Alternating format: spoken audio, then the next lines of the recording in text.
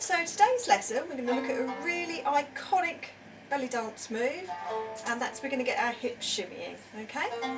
So we'll start just as usual with your nice posture, feet around hip distance apart, keeping your upper body nice and high and relaxed, with your shoulders going down your back so that you've got space between them and your ears, okay?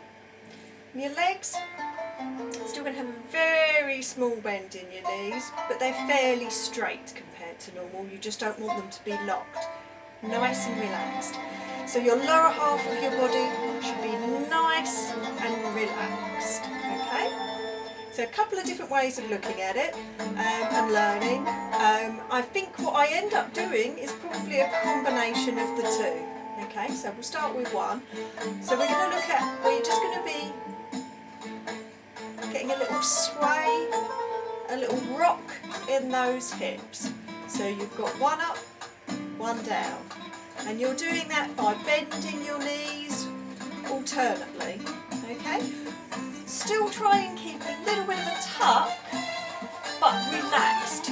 You don't want any tension to be in your stomach or your bottom, but just a little bit of an angle. A little bit of a tilt in your pelvis. So you're just rocking, okay? And then you're going to be making that faster and faster and tighter and tighter. And you end up with your shimmy, okay? So a different way of looking at that. When you come to the side here and just look down at my feet, is to bang your heels. So the front of your foot stays on the ground, and you're banging your heels alternately, okay? So you wouldn't do that as part of performance, but that's just practice so you can get the feel, and you've got your hips are relaxed, and you can see that it's still rocking, coming up and down, because I've got those, my knees are going. Okay. And if you then take that from actually banging your heels on the floor to just pushing, you see it gets a bit tighter, okay? And you start to see less of a rock and just more of the jiggle.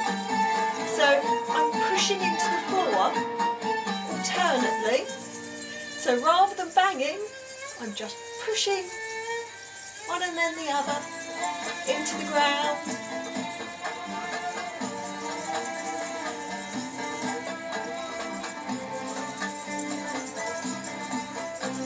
So what you end up with is a bit of a combination between that tilt and making it smaller and tighter and more controlled, and then that pressure going through the heels and into the floor.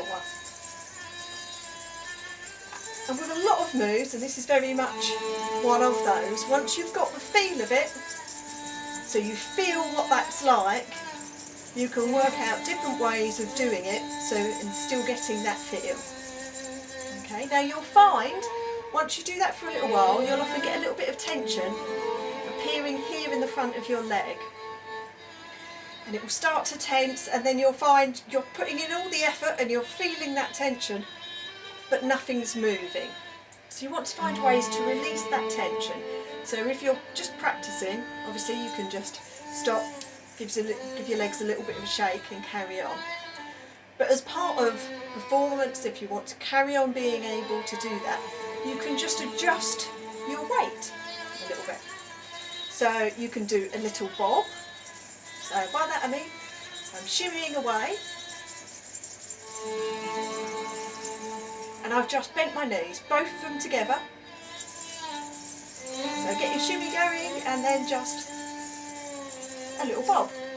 Obviously in time with however the accents are in the music.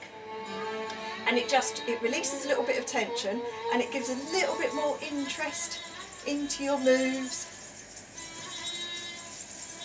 A little bit more emphasis.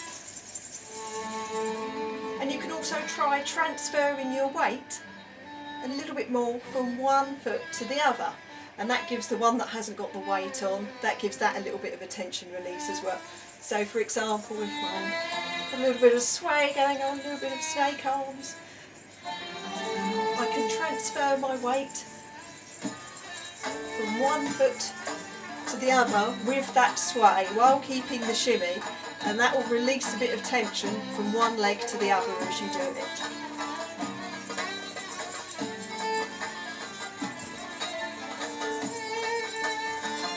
So as you can see, you can just keep that shimmy going, and then with your arms and your hands you can just gradually express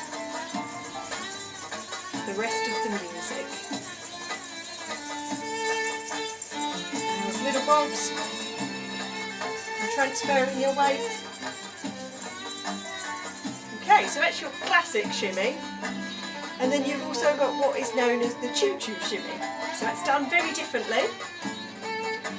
I might find things start falling off of shelves in this space because it's not really meant for, not a sprung floor, not really meant for this kind of thing. So the choo-choo shimmy, you're up on your tiptoes, okay?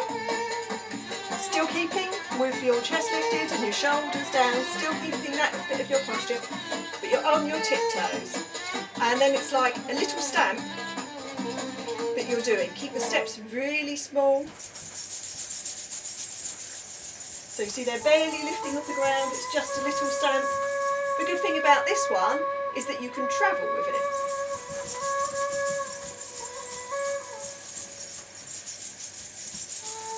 And obviously the harder you make the stamp, the more force you put into that, or less, is going to affect exactly how that looks. So you can really go for it.